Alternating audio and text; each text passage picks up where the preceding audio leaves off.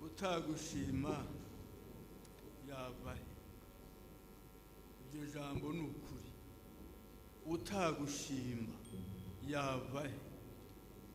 Ko n'abapagani babura imvura bakabaho, kanswe twebwe wahaye umugisha wo kuza mu nzu yawe kugira ngo twumve icyo tubwira, kugira ngo twumve ijwi ryawe mu mitima yacu ukoresheje umukozi wawe. Utagushima yabahe. Iryo ni ijambo rikomeye Mana ryavuye mu mitima yacu ubwo twagushimaga, ubwo twatenderezaga, ubwo twaririmbaga duhagaze tuvuga ibyawe. Turagushimiye Mwana. Iminsi baye 7 bamwe batagera hano kuva ku cyumweru gishize, ariko baduhaye umugisha twebwe. Hari n'abadaheruka mu nzu yawe bajanye na corona. Abo bantu bagize ubwoba ntibaza mu nzu yawe, bahura n'ibibazo, bahura n'ibyaha, shitani arabasuka, inzu yawe barayizinukwa. Ariko twebwe Mwami turagushimye, watwemereye kuyigarukamo nyuma y'igihe kirekire tudaterana. Turagushimye. Ibyo tugushimira ni byinshi cyane. Turagushimira ko warinze ingo zacu, urinda abadamu bacu, urinda abagabo mu ngo zabo, urinda urubyaro rwacu, urinda quartier turimo. Rigira umugisha ku bwacu kuko turabanyamugisha. Nukuri Mana turagushimye. Uyu mwanya tugiye kumva ijambo ryawe. Shira umugisha ukomeye mu mitima yacu. Fungura amatwi y'imitima yacu maze twumve icyo umwuka atubwira. Koresha umukozi wawe wararitse Mwami Imana yacu, ntaba ari we ahubwo aba ari wowe kubw'umwuka wera wamushyizemo. Kandi natwe imitima yacu ntibakahibwe, ahubwo waje Mwami yuzuye umwuzuruze birushijeho. Uwaje acagase uyuzure, uwaje ntacyo afite namba Mwami ugira icyo umuha atahana. Iri teraniro n'ibiteraniro ry'abera rizima, umuntu wese agenda avuga ngo warakoze Mwami. Turagushimiye. Icyubahiro ni cyawe mu izina ryawe Kristo Mwami wacu. Amen.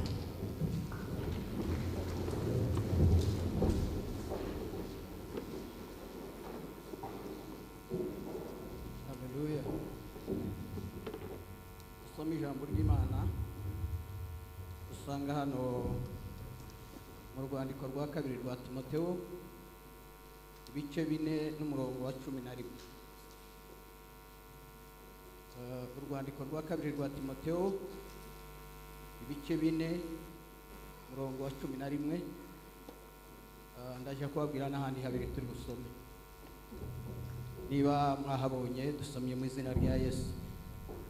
Urwandiko rwa 2 Paulo yandikiye Timoteyo ibice 4 umurongo wa 11. Luka niwe wenyine ukiri kumwe nanjye.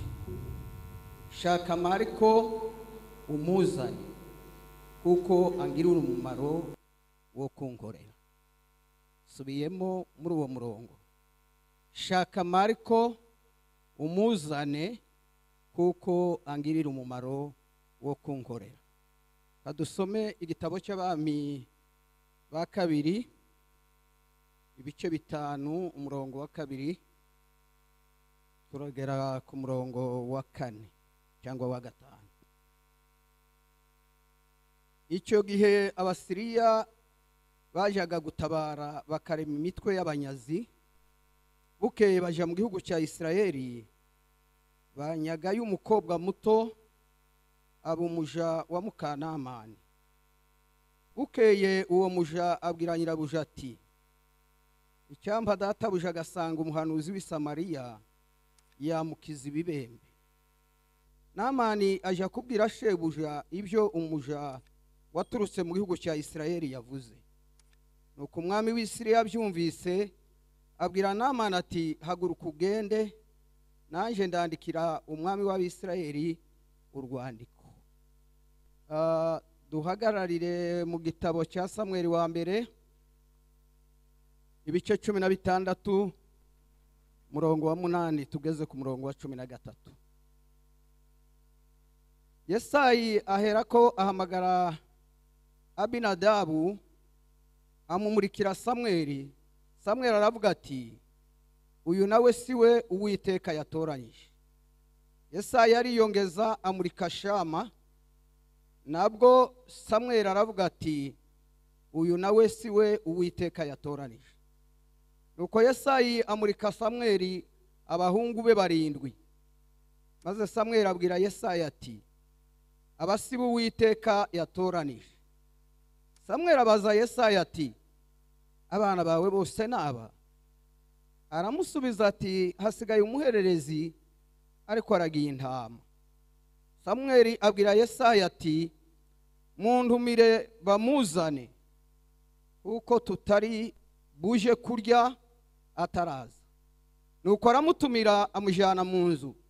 Yari umuhungu w'inzobe ufite uburanga kandi w'igikundiro. Uwiteka aravuga ati haguruka umusukeho amavuta, niwe uwo.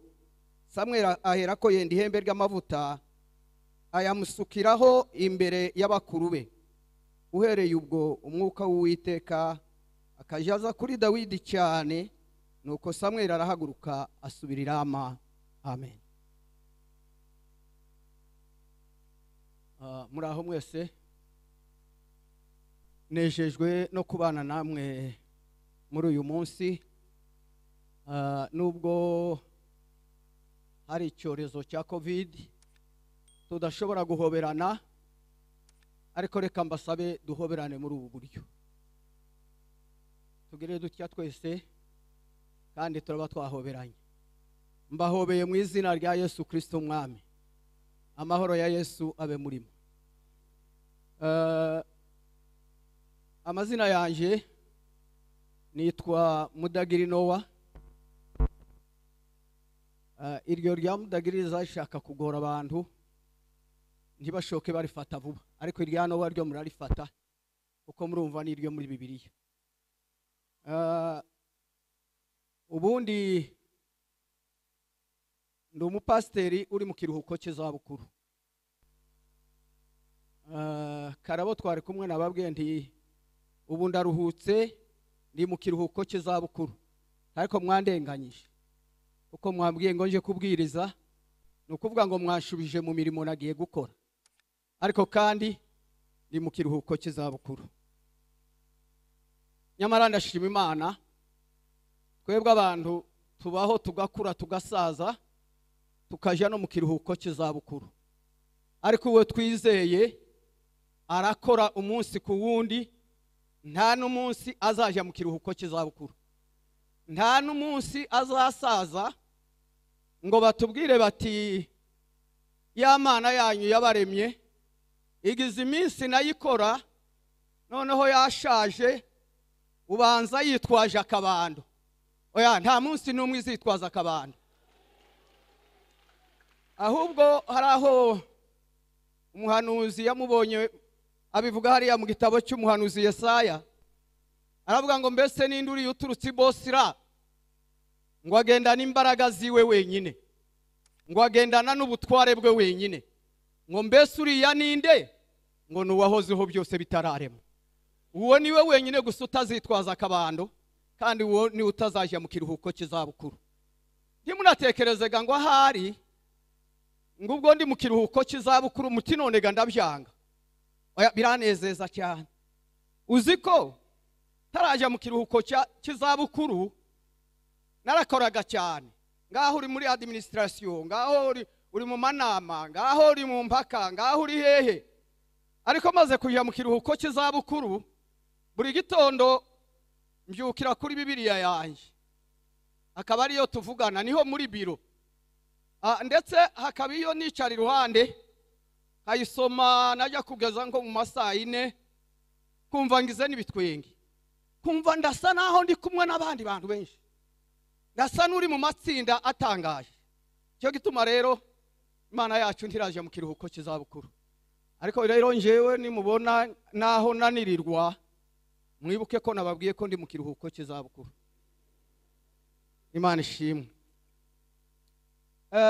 Hari ibyo abantu tujya twita ibinyembaraga, Imana ikabyita ibinyentege nke. Imibare y'Imana n'iy'abantu biranyuranye cyane. Ibyo yita ibinyembaraga, twebwe nibyo tuza tubona ari ibinyentege nke. Ibyo natwe twita yuko ari ibinyembaraga, Imana ije ibibona nk'ibinyentege nke.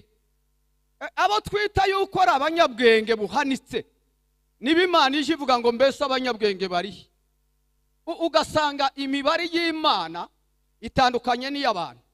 Haba no ku rugamba, abantu b'Imana baja mu rugamba, baja kurwana.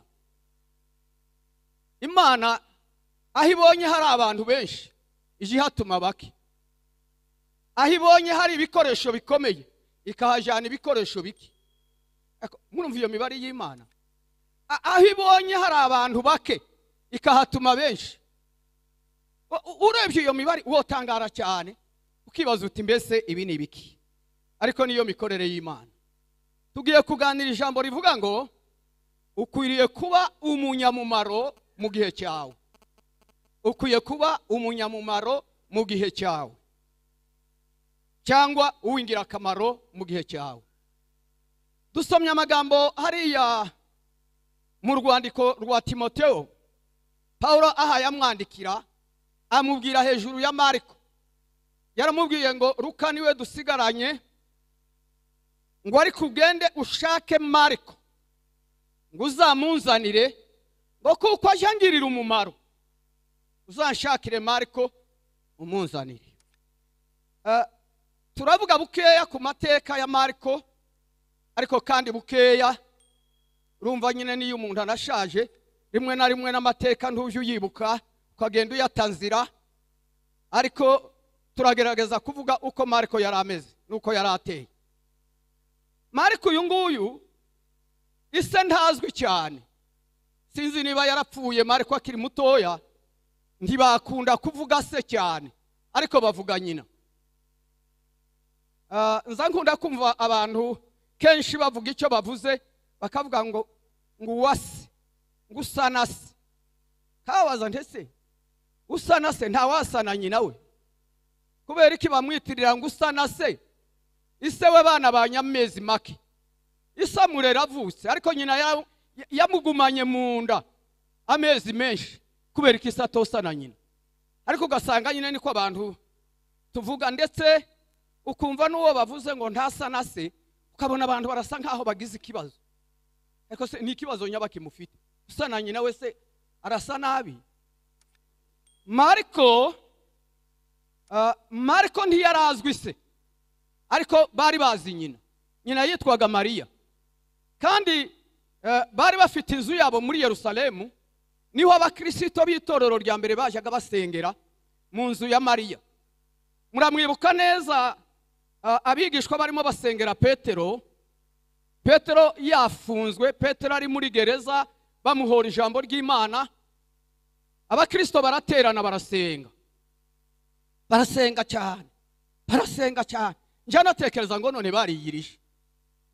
Sinzi hano ndabona hari abakozi b'Imana benshi, muzamfashe kumenya ayo mateka.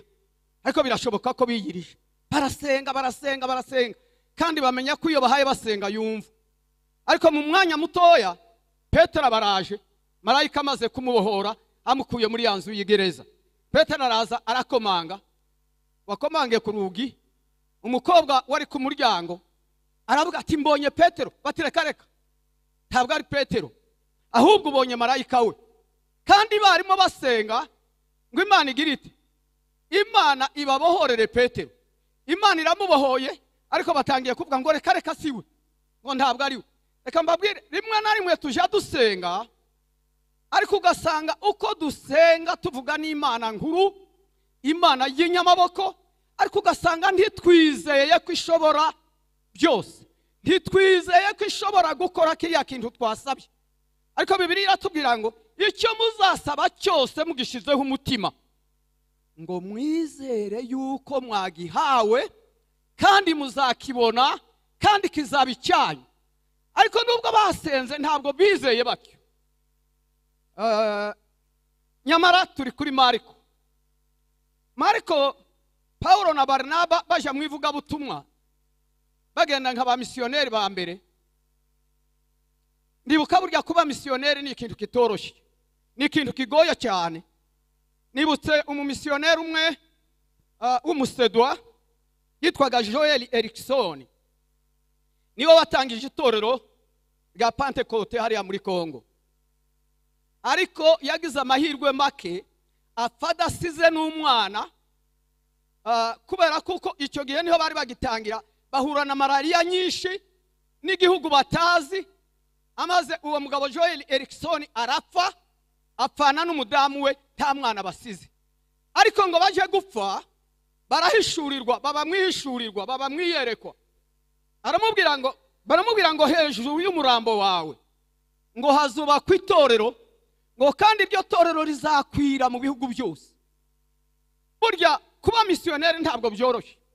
Barnaba na Paulo nabo baja mu ivugabutumwa, baragenda bakomeza urugendo rwabo, bajyana na Yohana Mariko.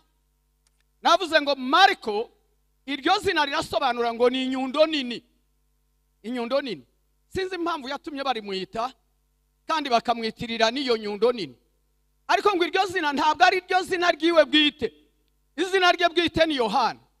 Kandi Yohana rirasobanura ngo Imana igira ubuntu. Ariko Mariko we rirasobanura ngo inyundo nini. Inyundo nini. Biravuga kuko hari n'inyundo ntoya. Si byose? Iyo hari inyundo nini haba hari n'inyundo nto. Ariko Mariko we biravuga ngo ni inyundo nini. Ngo ajyana na Paulo na Barnaba bajyana muri ubwo butumwa bwiza. Iwe agenda ari umuntu wo kubafasha kubakorera. Aragenda barakomeza urugendo rwabo. Muri urwo rugendo rw'ivugabutumwa baruhuriyemo n'ibibazo byinshi. Ba Paulo bagira ibibazo, amaze Mariko arabasiga ngo bari bageze ahantu hitwa Piruga y'Ipamufiliya. Noneho Mariko asubirayo. Haraho naje kubitekereza, nsanga Mariko yari n'umutesi. Uziko Mariko yabaga mwabo, akaba mu nzu yabo, noneho ajyana n'abavugabutumwa bagera kure. Arigihe tuje mu ivugabutumwa abantu bagatekereza ngo ni mu mahoro, ni mu bwami, ni mu byiza bisa.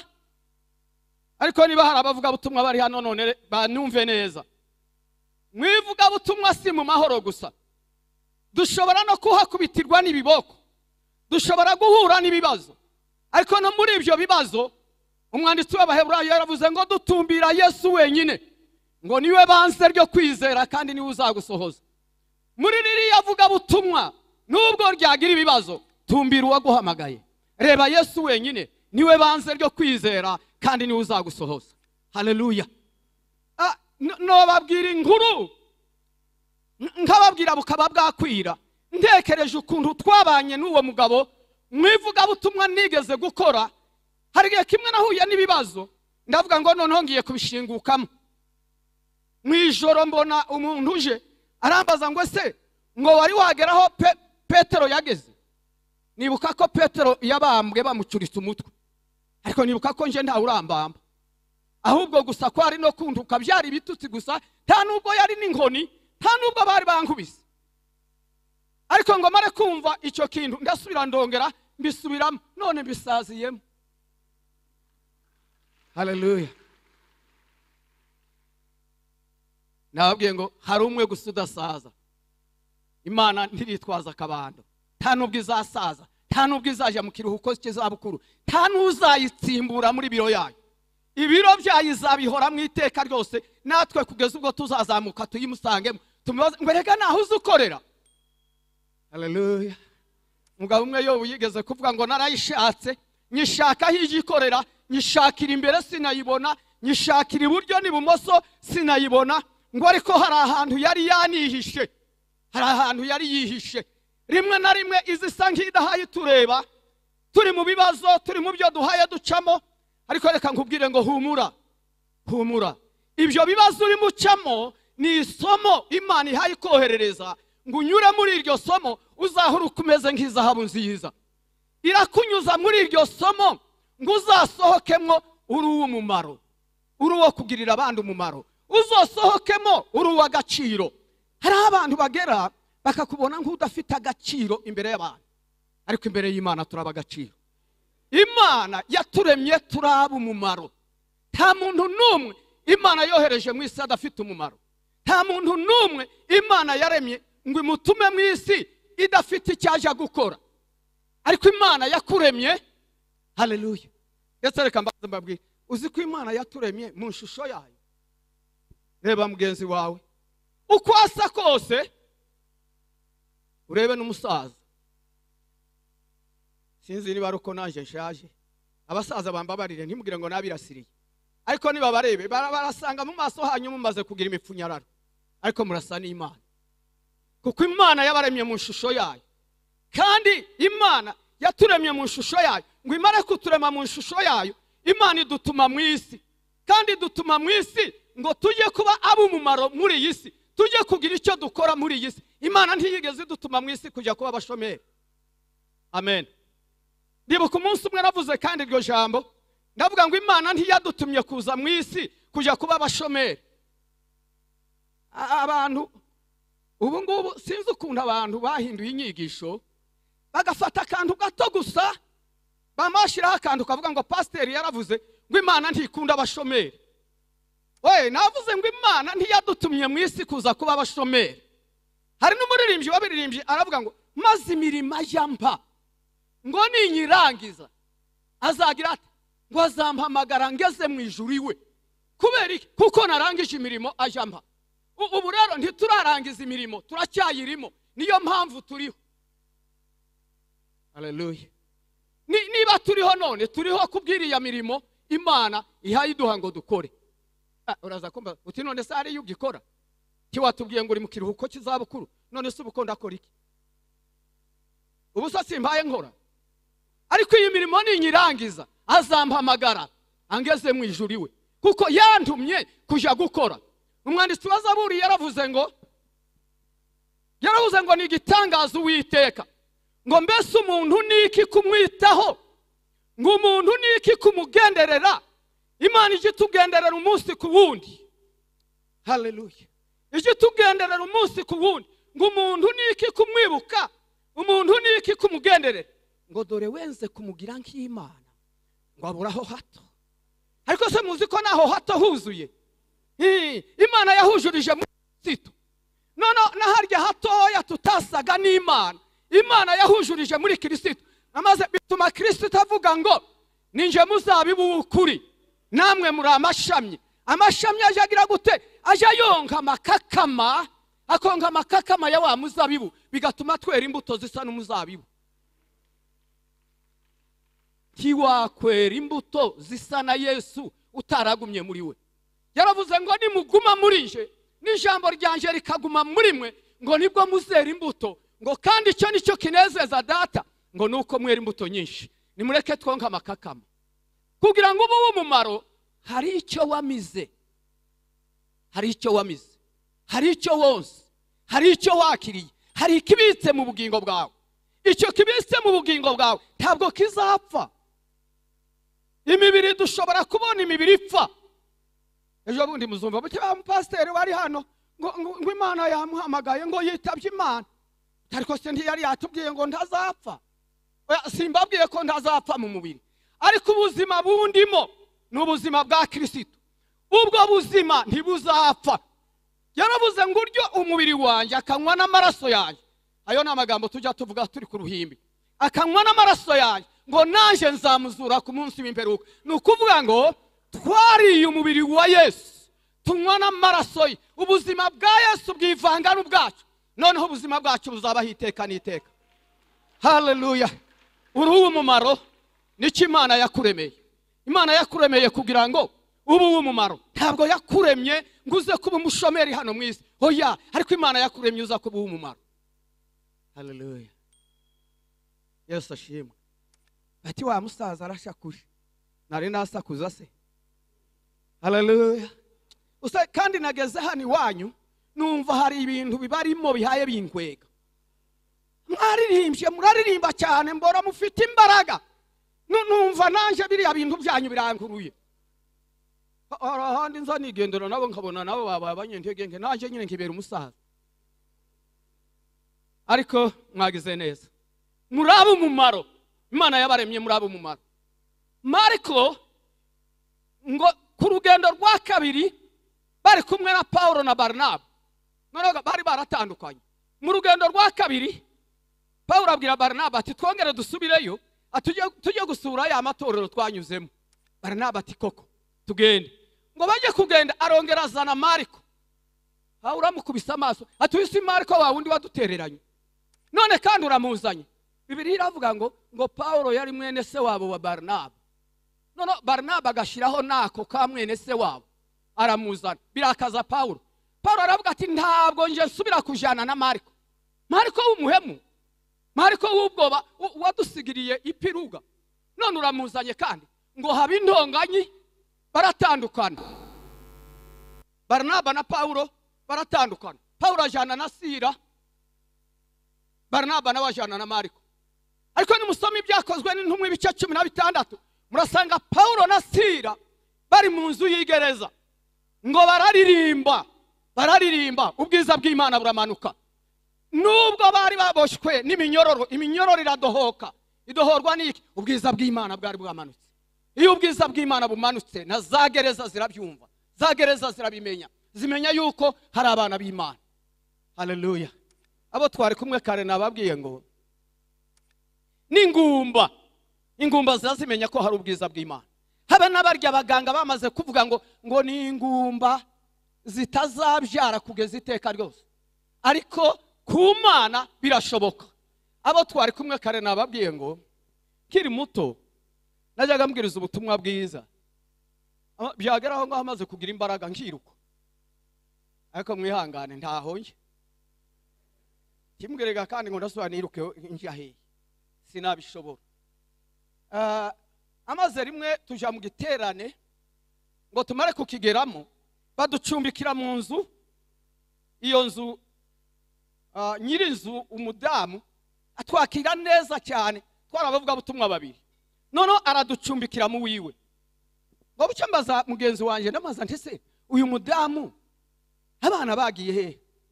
Iwe yarandushije kubamenya, ariko nawe ntamenye kurya mugore ari ingumba. Arambwira ngo birashoboka kuko yajanye abana kwa nyirakuru. Noneho mbwira wa mudamu ndi mama, kino nimugoroba uje kuzana abana, natwe turababyeyi dukunda abana, uzana abana bakomeze bakinire mu nzu yabo. Aratureba ati nta mwana ngira, ati ndi ingumba ngize imyaka 7 kandi muganga yaransezereye kuko ntobyara. Mbazi wacu ntese tukora iki? Noneho turamubwira ngo madame, nubona tugiye gusoza igiterane uzaze tuzaguha Bibiliya uyikikire nk'umwana, hanyuma yabwo dusenga Imana. Iyi Imana duhaye dukorera, nawe waducumbikiye neza tukwitura abana, turabamwitura se twe turabagira. Twebwe ntabo dufite, ariko iyo twizeye ni nyiri bana. Muri Zaburi haravuga ngo abana ni umwandu uturuka ku Uwiteka. Hari igihe tuzatugiraga ngo n'imbaraga zacu, oya, ni umwandu uturuka ku Uwiteka. Nicyo gituma tugomba kubanezererwa. Amaze dukora igiterane, nababwiye ngo icyo gihe nari nkivuga ubutumwa bwiza, nkamera nk'umusazi, ariko muhumura ubusinsazi. Umusaza se yasaragurika ajya, ariko najyaga niruka pe. Uwo munsi tuvuga ubutumwa bwiza ngo tujye gusoza igiterane, turamwicaza n'umugabo we kuko abasazi. Turamubwira ngo nimupfukama ahangaha, barapfukama. Turababwira ngo nimuterure iyi Bibiliya, amaze muyifate nkaho mufashe umwana. Barayiterura, nabo bahaye batureba, bareba abapasteri. Kandi gareka mbabwire, icyo gihe abapasteri bateraga ubwoba. Ntabwo ari nk'abiki gihe bateraga ubwoba kubona pasteri, ukabona ko injiriye mu nzu yawe, bateraga ubwoba. None aratureba mu maso uko duhaye tumubwira, nawe akikira Bibiliya, natwe turasenga twizera ngo Imana imuhaye abana.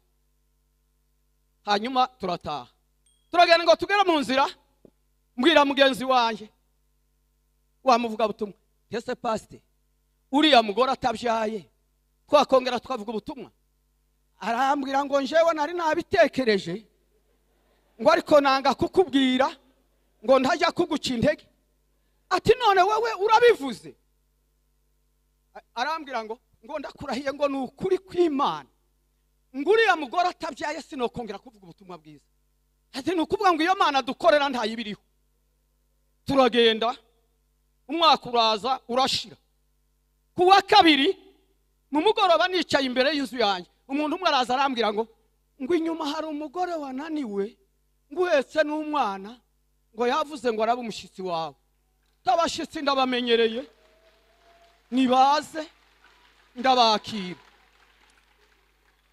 ndategereza kuva saa moya saa mbiri saa tatu saa ine mva mu gikoni njya kwiryamira ngo nje kugera mu muryango mpura n'umudamu wananiwe uwo munsi yanibukije umuruho wa musamariyakazi ahura na Yesu nawe warushye. Haleluya. Ariko muzi guhura na Yesu warushye. Yesu warushye nawe urushye azafata umuruho wawe akawuvanga nuwe wewe bikakubyarira kuruhuka. Urya mugore w'umusamariya se ntiyaruhutse ntiyatasha haye yishima ariko yari yahuye na Yesu warushye. Uwo mugore nawe aza yarushye cyane n'akana ndamubwira nti mama ugende bagukorera ibikwiye gukorerwa ufungure uryame tuzabona nejo. Arambwira ngo ndakurahiye pastor ngo nukuri kw'Imana ngo nturyama ntarakubwira ikingenza. Sinaringi haye namwibuka sinanamutekerezaga ndamubwira ntari ko ejo nzavuga ubutumwa bwiza ndarushye ureke nje kuryama. Ati muri ubwo butumwa bwiza uzavuga ejo harimo nibi. Gatangara ntari ku mudamu yabaye ati ndongera nsubirayo turicara ngo nafashe wa mwana ati nguyu wa mwana wanyu nguyu wa mwana wanyu ngo simwebwe mwansengeye ejo bundi ni hari ibutare natangiye kubwiriza ndamuvuga naho kumbe harimo umukobwa we ufite abana none bituma ndindira ku muryango arambwira ngo ninje mwana wa mudamu mwasengeye ati none ubu mfite abana. Reka nkubwire ngo iyo Mana yacu dukorera ni Imana ifite abana ntabwo iragumba mu rukiryi rwayo ntihabuzemo abana izibanzika kure kukagumba ukarira ukiheba ariko umunsi yakwibutse Imana ikagusetsa. Haleluya. Yewe Imana yakohereje mu isi kuba uw'Umumaro. Uri uw'Umumaro mu muryango wawe, uri uw'Umumaro mu gihugu cyawe, uri uw'Umumaro ukambuka n'imbibi. Twasomye uyu mukobwa w'umuja agakobwa kafashwe k'iminyago kavanwa mu gihugu cya Isirayeli. Agakobwa kari gakwiriye kurakara kandi iyo karakara kari gafite impamvu. Uzi umuntu gufatwa iminyago bakakujana mu gihugu kitari icyanyu kandi ngo mufite Imana y'inyamaboko. Umuntu yakwibaza utese iyo Mana yari yagiye he kugira ngo ureke kari agakobwa. Bibiliya yavuze ngo kari n'agakobwa gato none bagatesha umuryango bagatesha nabi wabo bagafata iminyago barakajana kwa Namani ngo bakagezeyo kabakaje hari umuja wo kwa Namani. Ariko haleluya umuja wagize icyo yamize warutaga Namani w'intwari n'umunyamaboko ariko wuzuye ibibembe. Hari umuririmbyi umwe waririmbye aravuga ngo muri ibyo byaha nta munezero wahabona ngo keretse Yesu wenyine niwe ushobora kuzuza umutima wawe ibyishimo. Mu mutima w'umwana w'umuntu habamo icyobo kitaza cyuzura. Amen. Mu mutima w'umwana w'umuntu habamo ibyifuzo bitangaje bijya bizikuruka nk'uko kw'inyanja. Najyaga ntekereza nkiri muto nkagira ngo none umuntu ageze nko mu zabukuru icyo cyobo cyo kuzura ariko kugeza n'ubu ntikiruzura. Uzi ko habe n'ubu mpaye mvugana namwe nanjye mfite za proje kandi nzarinda nsarurwa ngihaye nkora proje ngo ngihaye gantekereza ngo naba nkigera kuri iki uzakigeraho ryari muri iyi myaka uzakigeraho ryari? Ariko mu mutwe reka mbabwire, Imana ntiyaturemye turi ibikenya, ariko Imana yaturemye turi abo kubaho iteka. Nicyo gituma n'ibitekerezo byacu ntibijya bitekereza ubuzima bugufi, ntibijya binatekereza ubuzima bukennye, bihora bitekereza ubuzima bwo hejuru. Bibiliya iravuga ngo rega n'Imana mu kuturema ngo ntiyatugize imirizo, ngo ariko yatugize umutwe, ngo ntituri abo hasi ariko turi abo hejuru. Nicyo gitumaga n'ibitekerezo biza tugatekereza ibyakure. Agakobwa kakaja ariko kanejeje cyane. Haleluya. Noneho ngo kegera nyirabuja kazi Imana ya Isiraheli, nubwo bagafasheho iminyago, nubwo Imana yaretse kakajya kure, ariko kazi Imana ya Isiraheli. Ngo hari icyo Imana yari yaragasigiye n'amaso abona, karareba kabona Namani yantwari y'Abasiriya yuzuye ibibembe. Abwira nyirabuja atari ko uriya databuja yaba nk'ubumva ijambo mvuze akagenda akaja muri Samariya, biriya bibembe byashira. Amaze ngo nyirabuja aba yabyumvise nk'ejo, ariko reka mbabaza, ubundi se yahoraga amunezererewe uwo muja? Umuntu wafashe w'iminyago ni n'agakobwa gato nta nubwo yajaga kanezererwa. Reka tube nkabaja muri iyo filimi, amaze nawe urebe uburyo bari bagafashe kagakobwa kakaje, ariko ngo kamare kuvuga izo nkuru noneho barakubaha, batega amatwi barumva. Kandi ngo bamare kumva bagira bati arahaguruka aragenda aja kubibwira shebuja. Shebuja amwandikira urwandiko aja mu bwami bw'Isirayeli. Mureke mbabwire uko uwo mukobwa, ako gakobwa gatoya karuse umwami w'Abisirayeli. Umwami w'Abisirayeli ngo abonye urwandiko ruvuye ku mwami w'Abasiriya, ngo afata imyenda yiwe arayishanyagura, ngo aravuga ngo uyu mugabo si ikindi ashakaho ni ukunyendereza gusa kugira ngo aze kuntera. Ariko ngo bituma Elisa avuga ngo nimumuzane hano, amaze amenye ko muri Isirayeli habamwe Imana. Hari Imana ya Isirayeli, Imana idasaza, Imana idasonza, Imana itajibura kwigira, Imana ijinyura no muri zeru ikarema, kandi ijirema ihereye ku busa. Aba baji baza bahereye ku mbaho, bahereye ku biti, ariko Imana izirema nta kihereyeho. Izirema itangiriye ku busa gusa kwizero, Imana ikarema. Mbonye n'aya masaha yacu yirutse, reka nsoreze muri kiriya kiganiro twasomye cya Dawidi. Dawidi ise yari yaramufashe nk'udafite agaciro, ngo amutuma mu biraro kuja kuragira intama, ati bigashaka kazosazire niyo ngiyo mu ntama. Ariko Imana yo yari itumye Dawidi mu ntama, ngo Imana ije kumuremera y'amateka. Yewe ibyo uri mucamo tugira ngo nibyo kukwica, ahubwo nibyo kugira ngo Imana ikuremera andi mateka mashya. Ibyo unyuramo, haleluya, akuremera amateka. Hari aho Pawulo yavuze mu Baroma, aravuga ngo nicyo gituma iyi mibabaro y'iki gihe ngo irushaho kutwongerera ubwiza buzaheruka. Ntubabazwe n'ibyo uri mucamo, biriya hari icyo bihaye birarema ubwiza. No mu Bakorinto yarabivuze ngo ibi byago by'ibigihwayi by'akanya kanone ngo ntibyagereranywa n'ubwiza tuzabona. Birakuremera ibyiza. Dawidi ngo umunsi umwe Samweli aje kwimika abantu bo mwa Yesayi, arabazana amwereka abahungu biwe 7 ngo beza b'imbaraga.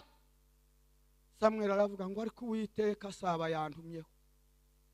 Ariko reka mbabaze, ese Samweli we yaragihagira ko hari uwundi uhari? Kuko ga ntiyaraza abana ba Yesayi. Ariko ngo uwo bazanye ngo Imana ikamubwira ngo suwo, uwo bazanye ngo suwo. Umuntu yari kugera akavuga ati ariko Imana yanshutse, mugani wa Yeremiya. Yeremiya yaravuze ngo Uwiteka yaranshutse, ngo nanje ndemera ndashukika. Ariko ntabwo yari yamushutse. Ngo nyuma yabwo arabaza ngo ese ngo abana bawe naba bose? Umva uko yashubije ngo hasigaye umuhererezi nako nakungera ikintama niyo kibera. Umva umunyamumaro abandi ntibaje barya taraza. Yaravuze ngo ntabwo turi burye nta nubwo turi bunywe ako gahererezi kawe kataraza, ngo gaseruke. Imana ngo ikitegereze iravuga ngo nuwo niwe munyamumaro, niwe narintegereje, niwe narindinze, ngo fata ihembe ry'amavuta amazi uri musuke ku mutwe, nuwo niwe uzagirira Abisirayeli umumaro. Si n'Abisirayeli bonyine, ariko natwe mwibuke ko Pawulo yandikiye Timoteyo aramubwira ngo mujye mwibuka Kristo Yesu wakomotse, ngo wakomotse mu rubyaro rwa Dawidi mu buryo bw'umubiri. Mu buryo bw'umubiri Kristo ni mwene wacu. Haleluya. Nigeze no kumubona aranibwira ngo ndi mwene wanyu wa bugufi ntutinye. Haleluya. Nabwira ayo mateka twoyatindamo, ariko reka tuyihorere kuko uri uw'Umumaro. Imana yakuremye uri uw'Umumaro, kandi ugomba kugirira umumaro umuryango wawe. Biratangaje cyane, abantu bamwe babaho mu isi ugosanga nyine uriya mpasiteri wahagarikiye yavuze neza, yavuze ngo abagabo b'abagore ngo bahaguruke. Ubwo se umugabo nyine hari utagira umugore? Iyo yiswe umugabo nyine aba afite umugore. Ariko saho duhekera, ntiduhekera hariya mu ngo zacu gusa. Ni ngombwa ngo dutangirire mu ngo zacu. Ubu umugabo w'umugore, ubu umugabo w'abana, ubu umubyeyi w'abana, abana bakwiyumvemo kuko ubafitiye umumaro, ariko wambukiranye n'imipaka. Ubu umugabo ugirira abagabo umumaro, ubu umugabo, haleluya, reka mbwire n'abagore, ubu umudamu kariya agakobwa se, kandi ko ni n'agakobwa gato, n'agakobwa kabaye akaje, ntikagiriye se namani umumaro. Abo twari kumwe mu gitondo nababwiye ntariko ubanza noneho namana avuye gukizwa muri Yorodani, sinzi ko yongeye kugafata nk'akaje. Namwe muhatekereze, muzambwire ubundi munsi ningira amahirwe nkagaruka hano iwanyu i Remera, muzambwire nimba mwarabonye ko yongeye kugafata nk'akaje. None yamufashe nk'umwana, ati yo ntagira amahirwe ngo mbone uyu muntu. Niki cyatumye Imana imutumiriye? Imana yamwohereje iriya kugira ngo namana akiri ibibembe. Ibibazo urimo hari uwo bishaka kugira ngo bizamure, bimukure hasi, amaze bimuzamure bibishire ku rwego rwo hejuru. Abitewe n'iki? Nawe kuko uri uw'Umumaro kuri we. Reka turangize mbabwira ngo uri uw'Umumaro. Ntabwo Imana yagutumye mu isi kuza kuba umushomeri, ariko Imana yagutumye mu isi kugira ngo uze kuba uw'Umumaro mu itorero, uba uw'Umumaro mu gihugu, uba uw'Umumaro mu isi. Ibyo nibyo Imana yaturemeye. Hanyuma yabwo nibwo tuzanagera imbere yiwe turubukana imirimo twajyanye, amaze tumubwire tuti Mwami, ngibi ibyo wantumye kuja gukora mu isi, ngibi ndabirangije. Amaze nawe ngo akubwire ngo nuko mugaragu mwiza, wakoze neza, none uno munsi ngwinjira mu munezero wa shobuja. Ni bande bashaka kwinjira muri uwo munezero wa shebuja? Haleluya. Niba wumva ukeneye, ni ngombwa ngo tuzawinjiremo. Uri uw'Umumaro muri iyi si. Imana, Pawulo yandikira Timoteyo ngo nshakira Mariko kuko ajangirira umumaro. Reka tugushaka uyu munsi, uri uw'Umumaro. Nicyo cyatumye Imana ikurema, nicyo cyatumye Imana igushyira mu isi. Dushoje kubwira ngo uri uw'Umumaro, kandi Imana igufashe ukomeze ubu uw'Umumaro muri iki gihugu ndetse no mu bindi bihugu no hanze y'ibi bihugu, kuko Imana izagukoresha. Tugiye gusenga, twongeye guca bugufi imbere yawe Mana, tugushimira kuko uri Imana. Imana ishema itangiriye ku busa, imitima yacu tuyishasha imbere yawe. Turemera kuko dutsira ijambo ryawe, aho wabonye Mwami tutabaye abanyamumaro.